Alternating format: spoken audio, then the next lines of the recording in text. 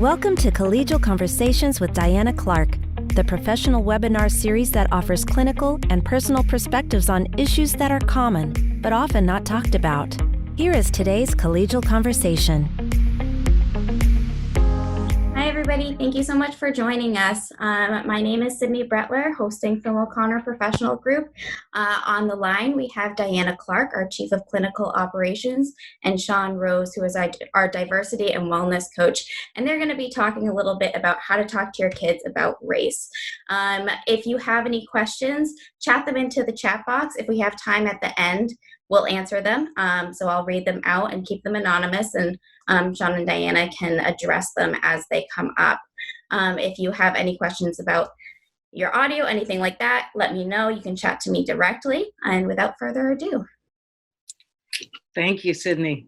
I'm Diana Clark, of course, not Sean Rose. And we are here to talk about one of those subjects that people don't talk about if they can avoid it. And that means that some of that means that we have to put aside our preconceptions about things. We have to be comfortable talking about things that we may not have been comfortable talking about before. So what I would love to know is a little bit about your background, Sean, and what got you onto this webinar today. Absolutely, Diana. I have four daughters, ages 11, 14, 15, and 18. And as a result of some of the social unrest that has occurred in recent weeks, we've been having a lot of conversations about their worries, their fears, their anxieties, their stressors. I am married to a lovely Irish woman, and so you add into that they're all biracial. You add into that there's not as much of an ability to hang out with friends and be satiated by people that you surround yourself that care about you and love you, and then you have the anxiety of the pandemic and not being able to feel that support. It's been a real challenge for the four of them. Yeah. So I'm going to start with pretty basic questions. When do you start talking to your kids about race? What age? I think it's important and critical to talk about it, as early as developmentally possible. I've heard so many things in recent weeks and in this role with OPG around conversations that parents are having with their children. There was a dad who was talking to his young son about trying to explain systemic racism, and in the conversation he was saying, and it doesn't really matter in this house if you're, black, brown, pink, yellow, we're going to be supportive of all people. And it was this really great conversation, but because he was 8, 9 years old, his piece that he took out of that was, but Dad, I've never seen a pink or a yellow person, right? And so I think it's important that when we're having these conversations in these early developmental stages, that we're not kind of junking it up with all these additional things, but sticking to the point and staying on task. There are wonderful books out there that you can read to your kids about race to open up some of this dialogue and some of these conversations on the earlier developmental side. And so I think, what's your favorite? Do you have one? Oh my God, we have so many. I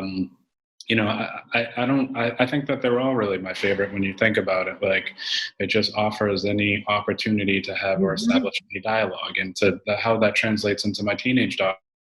We're talking about articles and things that they're reading, and their concerns about defunding the police or all lives matter or so on. So I think any articles, any books, anything that we can come together on to establish that dialogue to make it less stressful or less intense is really critical to being the starters of these tough and difficult conversations. I know I have a 19-year-old son, and when I was raising him, it was all about looking for books that at least showed and depicted people of different colors and different races. And even more than that, we lived out in the middle of nowhere, people living in cities, and books like Tar Beach and things like that. Yes. So I think books would be a number one way to start that conversation, wouldn't it? I think books are good. I think, every city town has some type of directory where you can explore and find different cuisine. I think introducing them to different foods is a conversation starter. I think, that's one of the easiest conversation starters of them all, right? And so books, food, experiences, art, museums, libraries, again, anything that you could do to introduce the topic in a safe and gentle way is a smart process in this. So let me get to a little tougher questions. How do we talk to kids, particularly people who have been steeped in white culture and white privilege? How do we talk to those kids about the benefits that they have been provided that may not be provided to their next door neighbor who is a person of color? I think that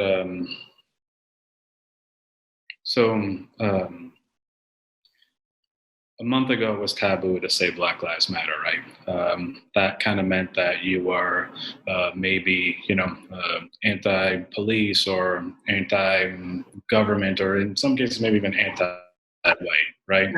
And now you have kids, young kids of all kinds, people who aren't just in the Black and brown community, screaming this from the rooftops, right? And putting themselves in these brave and very vulnerable positions to really be able to have these conversations. And so I think that there's a special moment that we have the ability to capture right now, where they are vulnerable. And so I think in terms of that, they're eager to learn about their privilege. They're eager to learn about why it might be different for me or versus you. And I think there's this yearning to kind of make sense of it. And so the root cause of all of these matters there's obviously the deep-rooted racism that has occurred over the last 400 years, but it all comes down to systemic racism as well. And I think recognizing, for example, property taxes are translate into resources for schools. So if you don't live in a wealthy neighborhood with significant property value, then you're going to have a harder time growing up. You're not starting on second base or first base. You might be starting outside the stadium and standing in line, right? Mm-hmm. And so I think that this is a special moment that we have the ability to capture, and I've seen nothing but eagerness and honesty and vulnerability and bravery in our youth right now. And I think it's a perfect time to capture the moment. Mm-hmm. I do too. I watched a video once, and I can't remember what it was, but it had a bunch of teenagers lined up. And the first question was, and they were going to get a $100 bill if they won this race. And the first question was, if you've never had to pay a cell phone bill for a member of your family, take 5 steps. And so that in and of itself was a demarcation point. If you expect college to be paid for, take another 10 steps. And so what I love the principle, it was a really good visual for the idea that many of us have been born and have been afforded privileges that put us in such such unfair advantage, and then look back and think they deserved it, right? Isn't that the point of doing all of this? To look at our fellow people and just say, yeah, I am lucky, and I may not have earned that luck. It is an accident of my skin. Absolutely, and I've seen that video a couple times. It's really powerful. What's it called? Do you remember either? I don't know the name off the top of my head. It's kind of floated in and out of some social media for me. But, sure. It was really, really powerful. And, the thing that with our kids and our teenagers and everything, the thing that COVID has done, and not to belabor this point, is that it's made the intensity of relationships beyond intense, and it's become this kind of this hypervigilance, right? Mm-hmm. And I think what's happening is that when our kids see this, so to your point about privilege, I have an 11-year-old daughter who's never had one interaction with the police in her whole entire life, who is now worried for me to leave the house because of everything that's happening, because it's so intense and it's so like in your face in this moment. And I think that if we, as parents, don't have these conversations, we're doing ourselves a disservice, because if you don't think that they know everything that's happening around us, our fears, our stressors, our anxiety, physical, emotional, or whatever it may be, you're mistaken. And so it's even more critical now than ever. And then on the teenage side of it, there are some kids who don't have energy for this movement. My daughters have lost friends. They've lost good friends, best friends, peers, teammates, and so on. And it's hard for all of our youth right now. In what ways would they have lost the friends? Just because of not necessarily that they're separate from on the issue itself, but they're separate in the passion they bring to it, or lack thereof? My daughters have always been about the Black Lives Matter movement long in advance, before George Floyd. And right. I think that what has happened with everybody making themselves vulnerable in this moment, that it's kind of increased their energy around it as well. But there are some people who don't believe in it, I don't want to say don't get it, but aren't as educated. And it's easier for them in some cases to be like, well, we don't have the same values, so we're just not going to roll together anymore.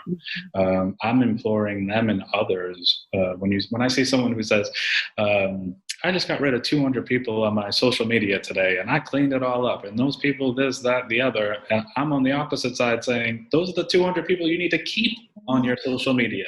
And it's not any different in what I'm imploring with my girls, is that, don't, everything is emotional right now.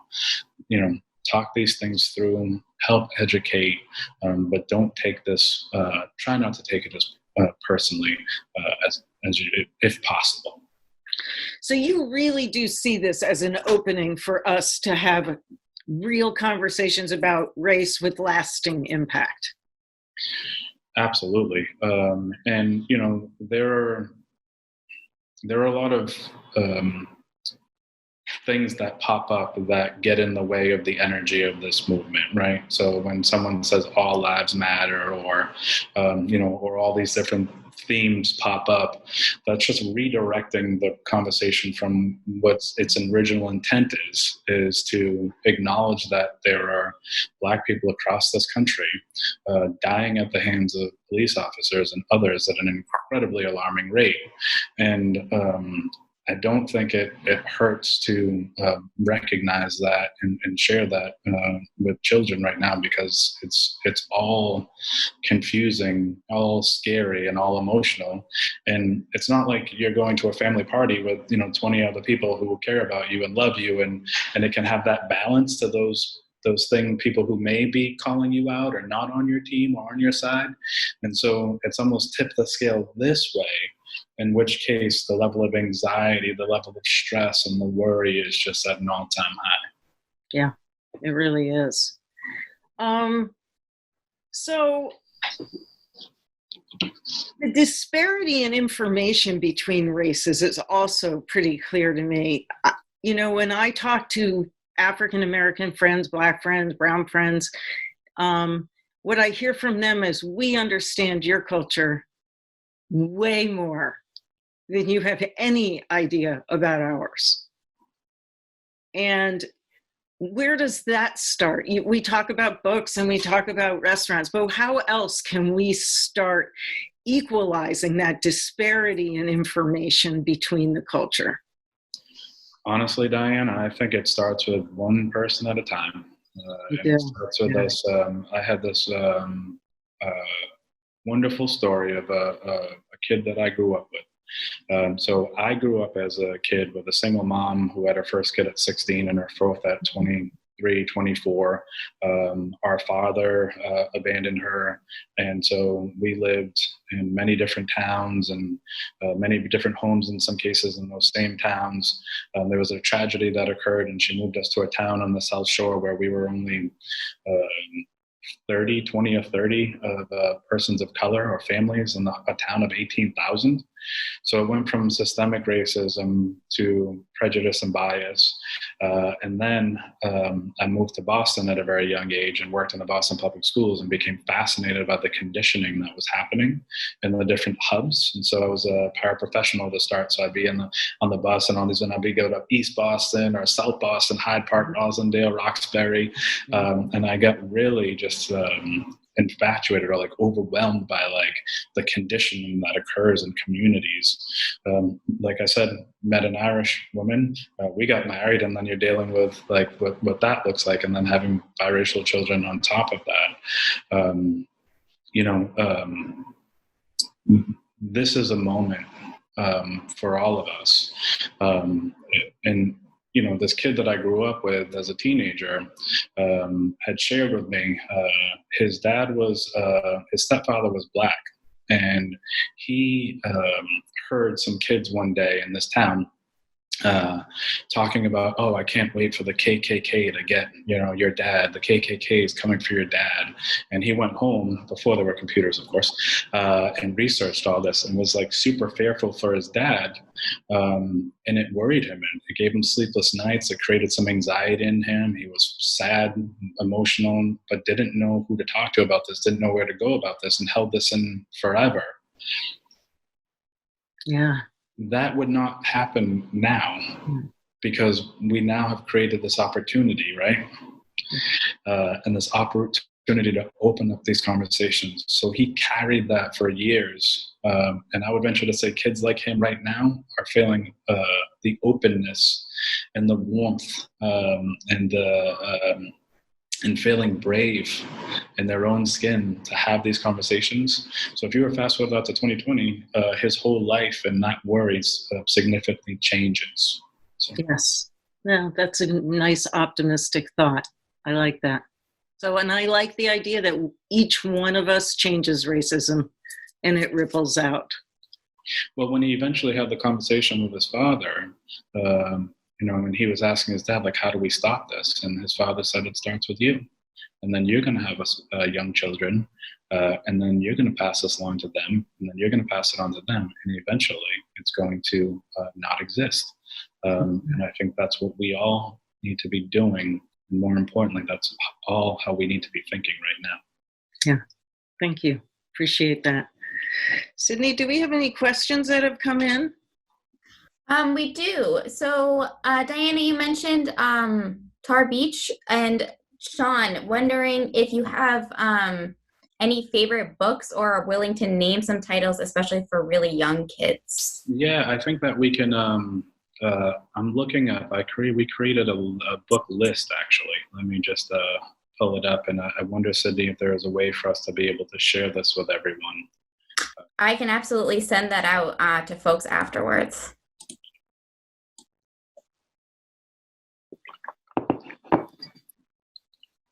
Sorry. No. I'll make sure that So there was another book that I loved. It was something like A Chair for Mama. And it was about a single mom who was working as a waitress, and they saved the tips in this tip jar. But it was a beautiful book filled with people of different colors. And I remember that vividly. Chair for Mama. And also somebody was helpful and knew the name of that video that you were talking about. Oh, thank you. Thank you. What is it? Life of Privilege Explained in a $100 Race. I like that. I actually even shared a YouTube link, but I can send that out to everybody. Thank you. Thank you. Any luck, Sean? No. Yes, there's the Day You Begin. There's the Look What Brown Can Do. Something Happened in Our Town. That's Not Fair. I mean, there are a bunch. Last Stop on Market Street. there's a lot. So I will share this. Separate is never equal is a really, really great one. We march. There's a lot. So I'll make sure that I get this list out to everybody. I know that OPG has this list already. Right. We've already talked about it, so we'll make sure that we get that out. Thank you. Thank you. Any other questions? Sydney? Nothing else that's come in, no. Okay, then I will continue.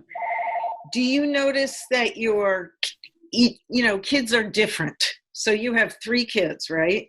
4. But yes. 4 kids.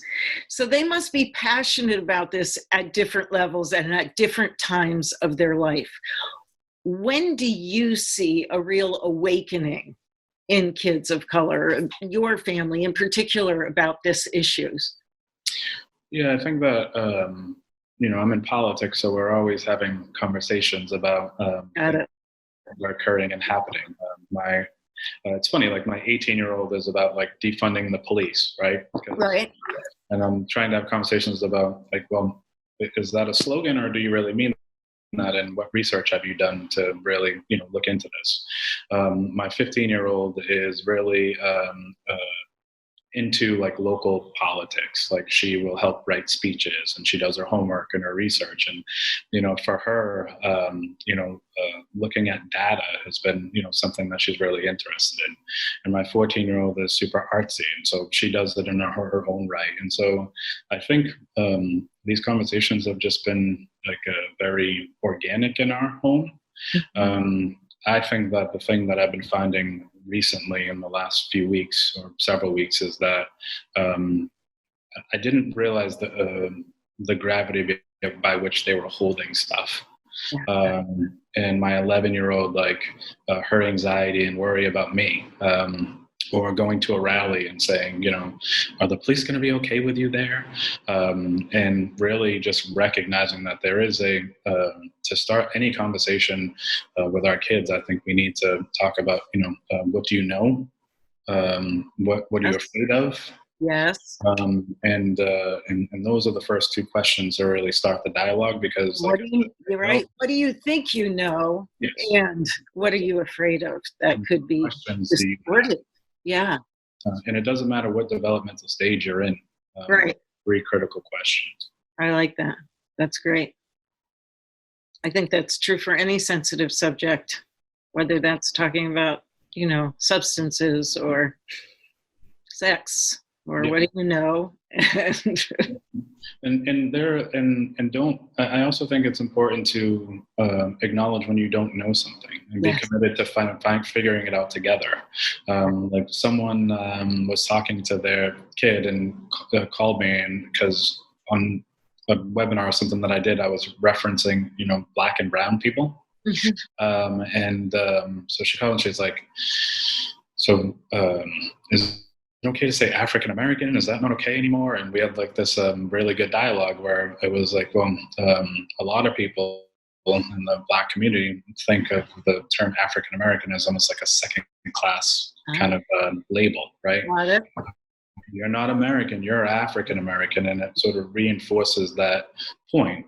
And so it's okay to say like Black and brown, because she was saying that her 2 kids were having a conversation about a girl that he sits with every day on the bus. And so the sister was asking him, he was 10, well, what does she look like? And he was like, well, she's brown and she has braids and she smells really nice and she's always very talkative. And, and so the older daughter was like, you can't say brown. And so, again, the whole back to the mom's piece where it's like, so, is it okay? Should he be saying African American? Should we be doing this? And just really talking those things through. And there are going to be times where you don't know the answers to things, but just be committed to figuring it out. And exploring. And it may not be universal. Correct. Right? It may not be universal. Not everybody thinks the same. True. Okay. True. I have a biracial niece and nephew, and they are very different in their discussions about their color. Very different. She is Black and proud, and he is biracial, and their discussions are interesting at this point too.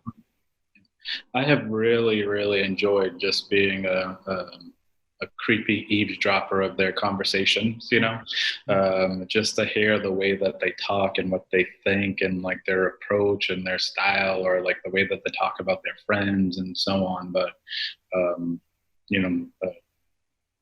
it's really impressive what is happening with our youth right now. And it's timely. And as someone who grew up the way that I did and doing what I do now, I have not felt as much hope in my heart, than I do right now, given all the things that I'm seeing these kids do and say and respond. Driving through a very suburban town the other day, and teenagers and toddlers and whatever, like socially distancing, of course, but we're holding Black Lives Matter signs. And so some parents there had to have some conversation with them about doing it, right? Those conversations. Do we participate as a family in these demonstrations? If we do, what are the points we are making? What are we supporting? Mm-hmm. Yeah. What do you know? Right. That's great. Juneteenth is an interesting thing to share and describe to your kids. It's interesting for me now, somebody who's known of Juneteenth for as long as I can remember, that it's coming online as something that people are really caring about, and that's also really important. Right now, there are just so many things to grab and take pieces of to be able to have these conversations, and I just think it's wonderful. Good. Thank you. Thank you, Sean. Sydney, anything else for us today? Yeah, I just had one other question to kind of wrap things up. So, Sean, you mentioned that your child is afraid when you go out. Do you have the same fear, and how do you tell them that everything will be okay when you don't actually know, or what kind of discussion do you have after that? Yeah, so I'm a big data person, and so for me, I relate everything to that math. And so the thing for her was like, honey, how many times have you ever seen Dad interact with the police in a positive or negative way? So never, right? How many times have you seen Dad get into a situation that he would be fearful or worried about? Never. How many times has there been, crime, or how many break-ins are happening around here, or this or that or the other? And so for me, I just try to alleviate that anxiety to start, and then be genuine and honest with her. They don't know how far Minneapolis is to us. They don't know how far Georgia is to us. And so for all they know, it could be, they have some semblance of it, but they don't know how long it takes to get to these places. And so I think it's just, for me, the math, the data, the calming all that down, and the reassurance is that it's going to be okay. And to the second half of that question, I do not have any fear in my mind or my heart. Driving around the towns and the cities that I'm in, I'm more hopeful than ever right now. Nice. Thank you. I think that's it for questions. And thank you so much, both of you, for your time. Anything else that you wanted to say to wrap anything up? I really appreciate everybody's willingness to stay and talk about conversations that are uncomfortable for many of us. And as this Black Lives Matter movement has caught steam in Juneteenth, I have made it my mission personally to start having more difficult conversations about race, about privilege, about fragility, about all of the things that I see around me that I had been basically silent about. So let's talk. And I echo those same sentiments for me. it's just conversation. We have people who are being vulnerable right now, eager to learn. Let's take advantage of that. Let's have these conversations with our children, our family members, our peers, our colleagues. If it isn't going to happen now, it's never going to happen. Like I said earlier, this is a one person at a time approach to seeing success around eliminating or minimizing, decreasing racism around this country. Yeah, thank you. Thank you for joining this webinar. Tune in to more webinars and sign up for our newsletter at o'connorpg.com.